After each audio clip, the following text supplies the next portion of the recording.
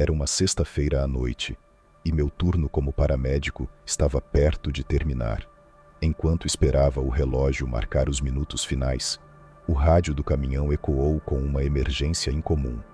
Paciente não responsivo, possível comportamento estranho, código vermelho. A descrição despertou uma inquietação que eu não conseguia ignorar. O endereço apontava para uma casa isolada na beira de uma estrada cercada por árvores densas, que pareciam engolir a luz da lua. A escuridão intensa tornava o caminho ainda mais opressivo e o silêncio ao nosso redor parecia amplificar cada ruído do motor do caminhão. Quando finalmente chegamos, a visão da casa não trouxe alívio. A estrutura parecia abandonada, exceto por uma luz fraca piscando intermitentemente na janela, como um pedido de socorro mudo. Mesmo com o instinto me alertando para sair dali, nosso dever falou mais alto. Era impossível recuar. A porta da frente estava destrancada, e quando a abrimos, fomos atingidos por um cheiro tão forte que parecia quase físico. Era uma mistura de mofo, ferro oxidado e algo indescritível, um aroma que fazia o estômago revirar. O interior da casa estava em total desordem, como se algo tivesse acontecido às pressas ou de forma violenta. Objetos caídos, móveis virados e poeira cobriam quase tudo, exceto um caminho estreito pelo chão que indicava movimento recente. Chamamos pelo paciente repetidamente, mas as respostas eram inexistentes, exceto pelo som do vento assoviando pelas frestas das paredes. Apesar do ambiente desolado, o rádio havia confirmado que a ligação partiu daquele endereço. A dúvida se misturava à tensão crescente. E então, ouvimos um som baixo, quase imperceptível, que parecia um sussurro vindo de algum lugar no andar de cima. Subimos com cuidado, cada degrau rangendo sob nossos pés, como se estivesse denunciando nossa presença. As lanternas varriam o caminho à frente, revelando detalhes perturbadores, manchas escuras nos corrimões, marcas no chão que não conseguimos identificar. O murmúrio se tornou mais claro, mas não menos estranho, como palavras ditas em um idioma que não entendíamos. Era um som que parecia penetrar os ossos, misturando-se ao peso crescente do ar ao nosso redor. Quando finalmente chegamos ao topo da escada, um frio quase sobrenatural tomou conta de nós. Diante de uma porta entreaberta, hesitamos por um momento que pareceu eterno. A luz das lanternas tremulou, como se o ambiente rejeitasse qualquer tentativa de clareza. Tomando coragem, empurramos a porta e cruzamos o limite, sem saber que aquele seria o instante que dividiria nossas vidas em antes e depois. No quarto, no final do corredor, encontramos o que deveria ser o paciente. Era um homem deitado no chão, imóvel, com os olhos abertos e fixos no teto. Seu olhar parecia vazio, mas ao mesmo tempo carregado de algo que não conseguimos decifrar. Quando nos aproximamos, ele começou a murmurar. No entanto, as palavras não faziam sentido.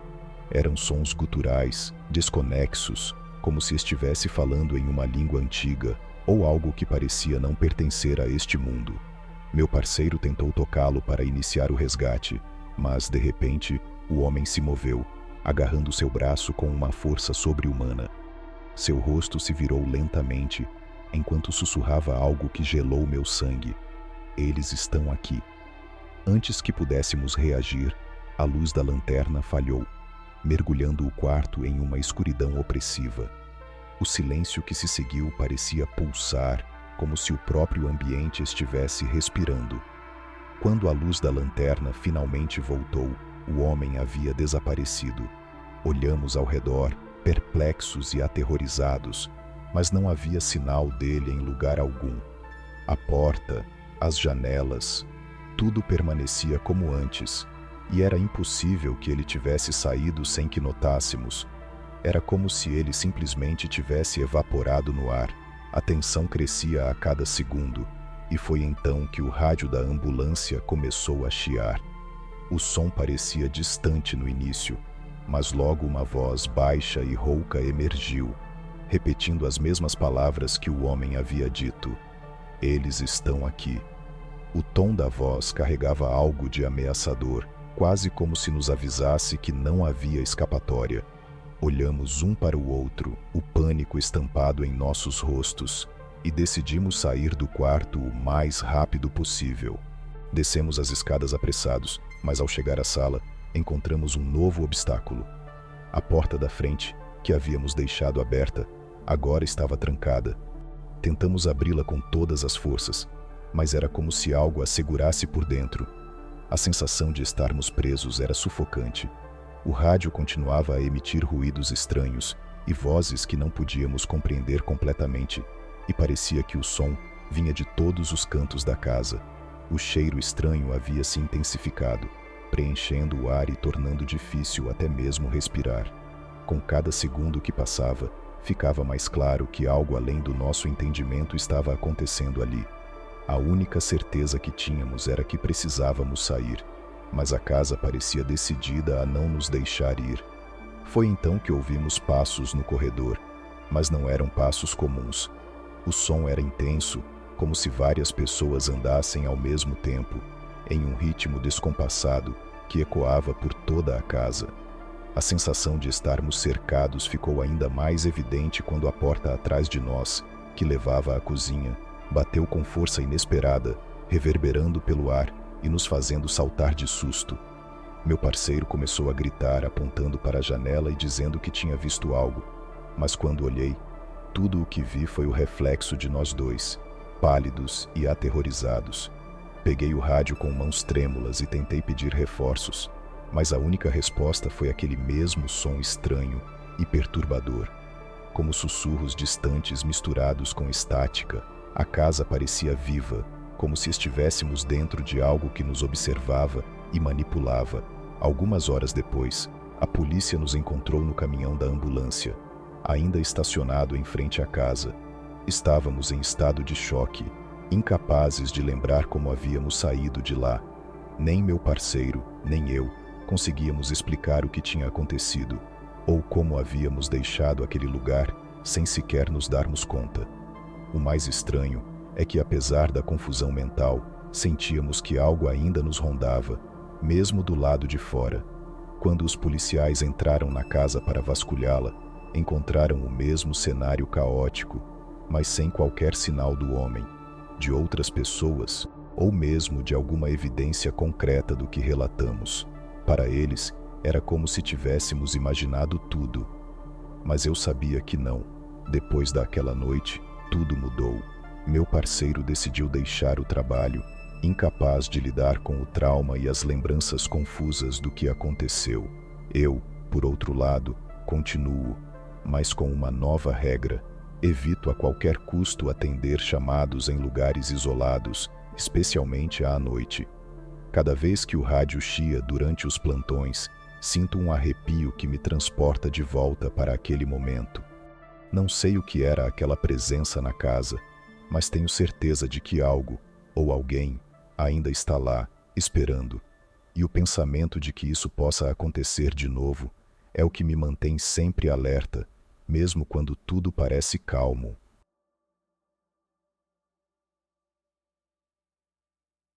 Sou policial há quase uma década, e nesse tempo presenciei situações que fariam qualquer pessoa comum questionar sua sanidade. Já lidei com violência, tragédias e momentos de puro caos, mas nada, absolutamente nada, me preparou para o que aconteceu naquela madrugada. Eram cerca de 3 da manhã, quando o rádio da central transmitiu um chamado incomum. Possível invasor em residência, comportamento atípico, reforço necessário. A mensagem era vaga, mas havia algo na voz do atendente que despertou minha atenção. Quando cheguei ao endereço, a rua estava estranhamente silenciosa, desprovida de qualquer sinal de vida.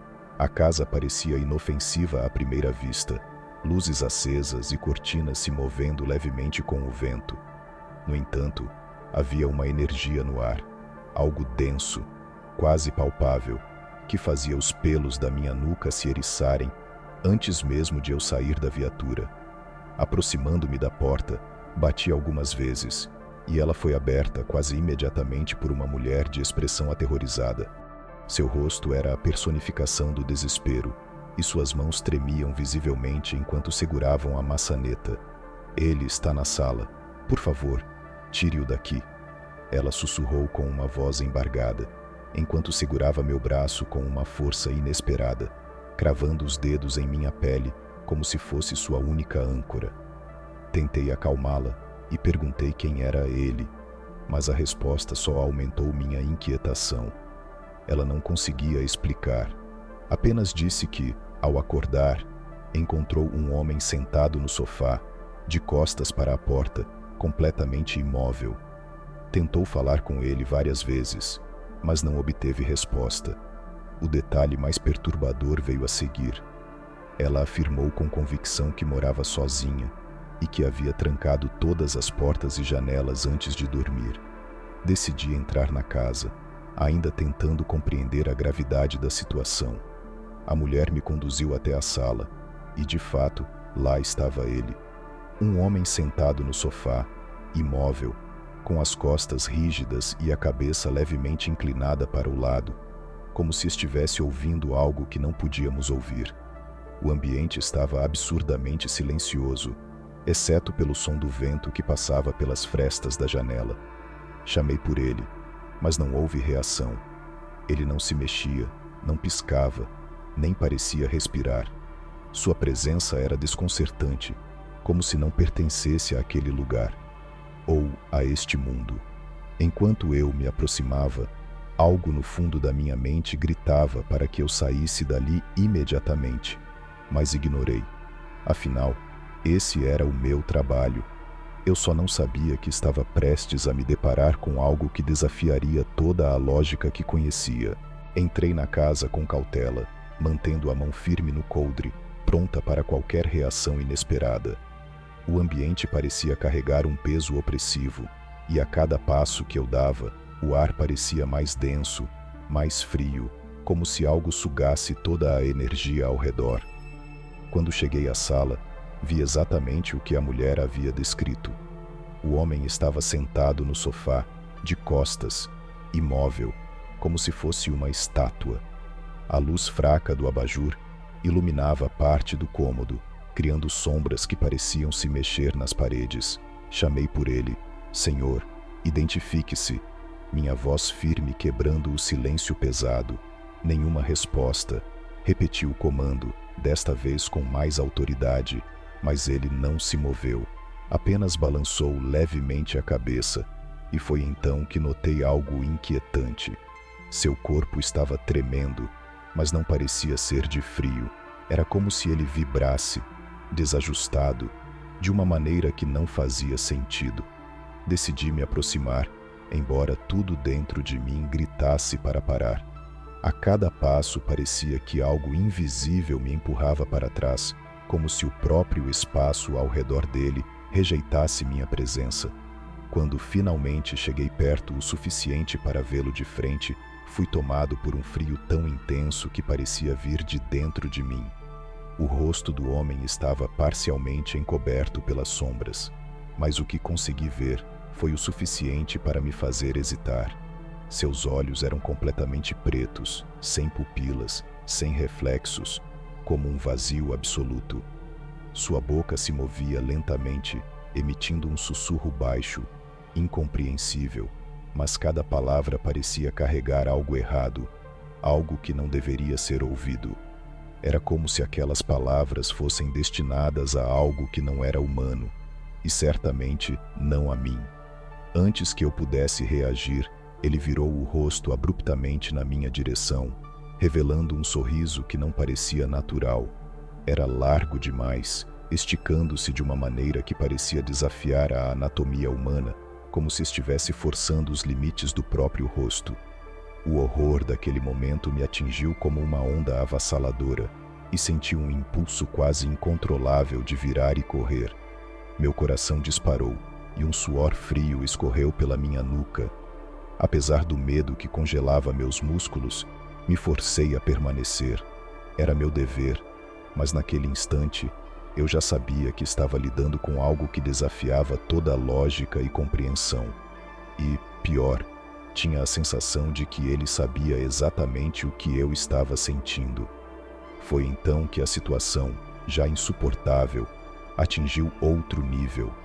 A mulher, que até então estava atrás de mim, soltou um grito estridente. Ele não estava assim antes. Olhei para ela e, em seguida, de volta para o homem, ou o que quer que fosse aquilo. O que antes parecia um homem sentado de forma rígida agora parecia algo além da compreensão. Seu corpo começou a se distorcer, como se estivesse sendo puxado por forças invisíveis. Seus braços pareciam alongar, os ombros ficaram tortos, e sua figura assumiu um aspecto grotesco. Seus olhos, já escuros, se aprofundaram em uma escuridão ainda mais impenetrável, como se todo o vazio do universo estivesse contido neles. Foi então que ele começou a rir, mas não era um riso comum.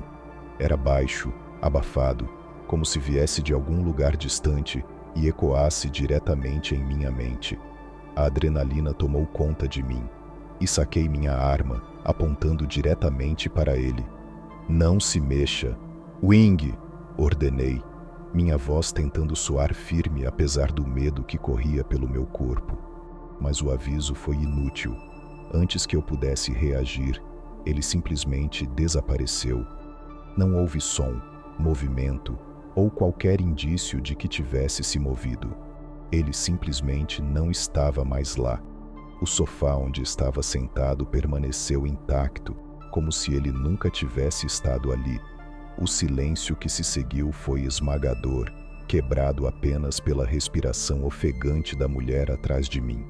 Fiquei paralisado, tentando encontrar alguma lógica para o que havia acabado de acontecer, mas não havia explicação.